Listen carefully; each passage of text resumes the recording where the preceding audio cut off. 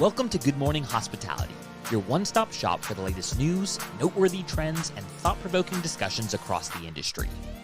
From hotels and short-term rentals to all things travel and hospitality, you'll find each episode equips you with the information that you need to start your week. Join us on Good Morning Hospitality every Monday, wherever you get your podcasts. Hi, everyone. Welcome to this hot take video. I'm here with Dale Smith, CEO, co-founder of Host and Stay. Dale, Host and Stay, we're here today to discuss the fact that Host and Stay secures £10.5 million investment from Growth Partner. Congratulations, buddy. No, thanks, Leo. Yeah, thanks for having me. And it's been an interesting and busy last sort of 3 or 4 months for sure. Well, look, I can see it's busy because we've only managed to catch you in the car spending all of that money already, no doubt. Yeah, look, it's brilliant. I'm not surprised. You guys are a great business.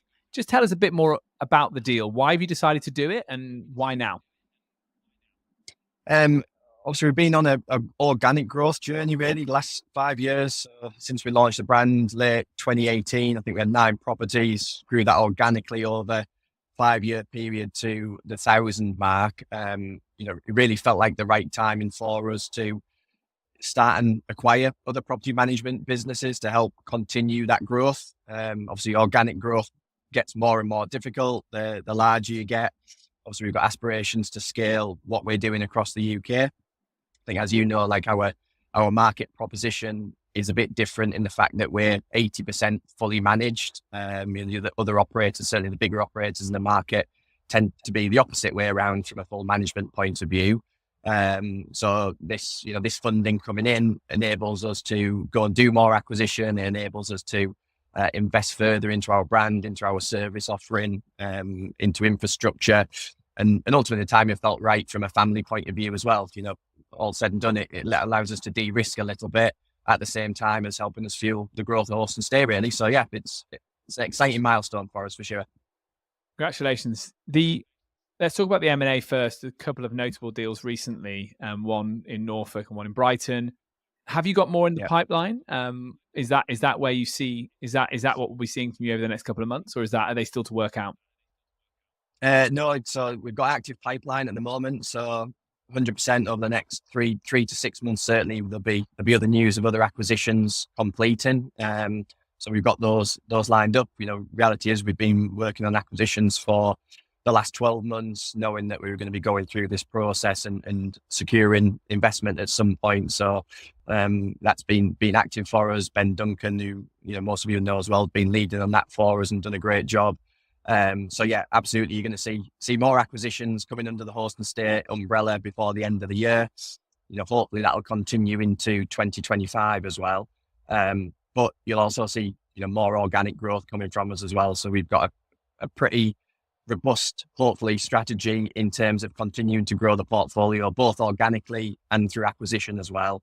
And we certainly see the acquisitions as stepping stones for organic growth. If you look at what we've done in Liverpool, we acquired Oh So Simple back in May last year at just over 100 properties within that Liverpool portfolio.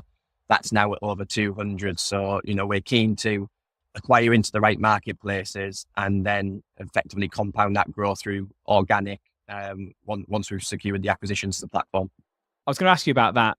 I think it's really interesting. You talk about planting a flag somewhere in the UK, acquiring a property management company, and then growing it from there. Does that mean you will be continuing to focus property management delivery as a local function? Yeah, absolutely. So every acquisition we're doing has got an operation already in place in those locations where we can do service delivery from. So, effectively a warehouse where we can deliver housekeeping, linen, maintenance provision out of. And that's key to us. Like, we want a location and then be able to service within 60-minute drive time of that location from a on-the-ground FM point of view.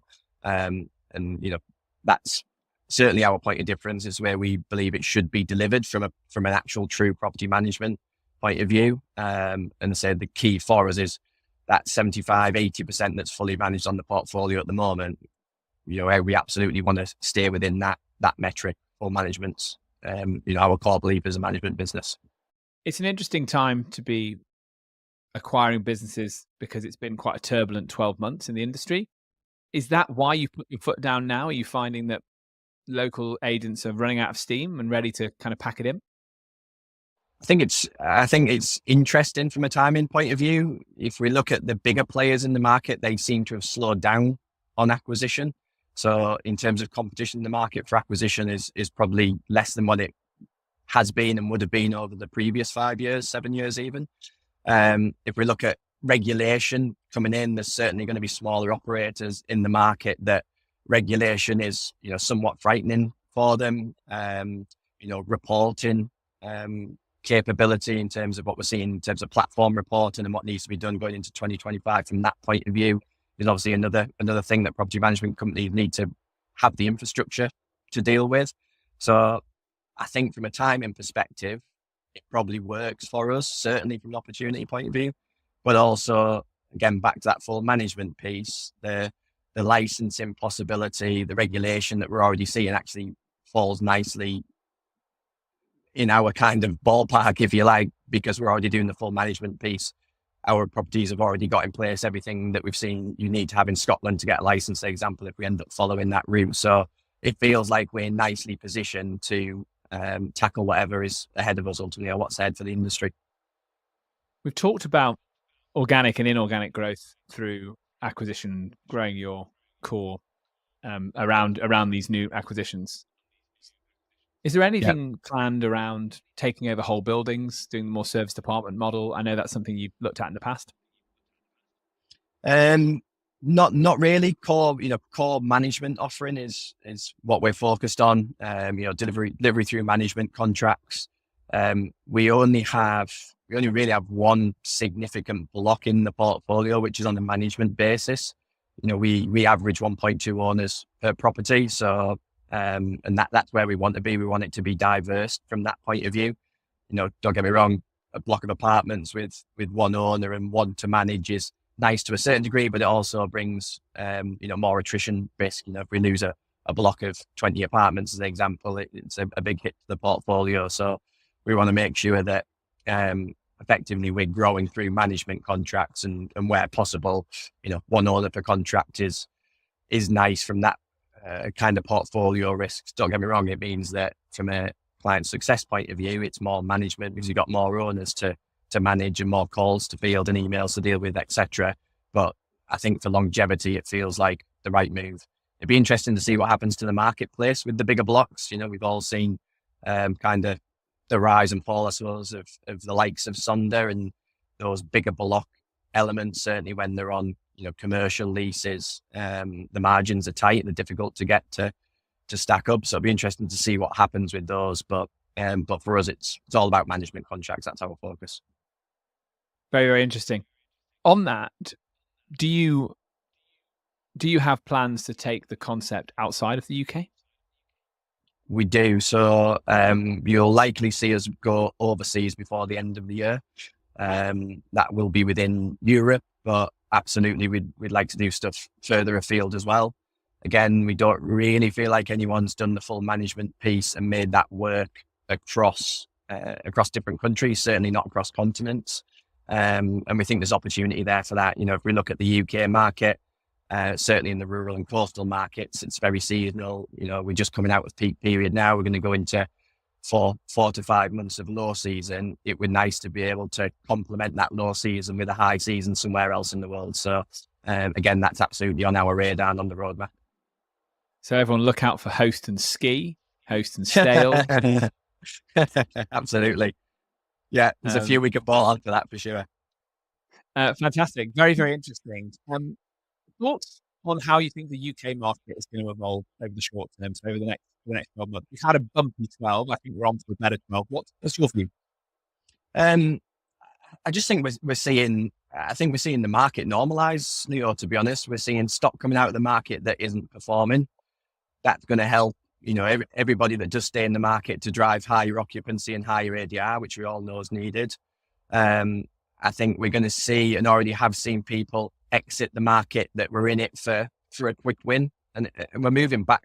My belief is we're moving back to actually what property investment should be all about, which is a medium to long term hold of the asset. Ultimately, if an owner's coming on board with us at the moment, they're not in it for at least 5 years plus, it's going to be very difficult for them to get a return to stack up, because that just isn't the market anymore. We're not in lower interest rates. We're at high property values. So unless you're trading property, you're not going to get an instant win and instant return. But I think we're all pretty confident that over a 5 to 10 year period, property is proven to deliver returns, and hopefully we're moving back into a market where property owners, property investors are moving back to that mindset, where for the last decade it feels like people have jumped into property to try and not quite to become overnight millionaires, but that same philosophy. And I don't think that's done us that much good. In reality, we've seen too much stock come into the market, dilute pricing, dilute occupancy, causes issues from a press and PR point of view. We all know we've been scapegoated as an industry. Interesting piece that had come out between Airbnb and EY this week, I saw, in terms of what the actual impact is on house prices, which I think from an industry point of view, we all know was going to be negligible. So I think actually we're moving into a phase that we do need, which is kind of normalization of the market. And same again, we're kind of, as an industry, I suppose, somewhat frightened of what regulation might do. But again, I think we all know it's probably a good thing in that it raises the bar, it raises the entry point, which for the serious operators and the professional property managers should give us more opportunity if we're doing the job right. Yeah, I think I agree with some of that. It's a chance to raise the bar as long as it's fair and sensible, right? In its how it's implemented. Fantastic. Yeah. Dale, we can only assume you're off to another M&A deal. That's why you're in the car. You've got our minds racing. For any US viewers who are watching this, not listening to it, Dale's in the UK, so he's not driving the car. He's actually in the passenger seat. That's true. Just want to make the point, actually. I just think we should probably clarify that. Is there any, can you give us the scoop? Where might we see the next M&A deal? You'll see the next ones, the immediate ones will still be UK for sure. We're pretty much we're following our kind of core coastal and rural methodology at the moment. The Liverpool one was a bit different for us last year, and it being truly urban.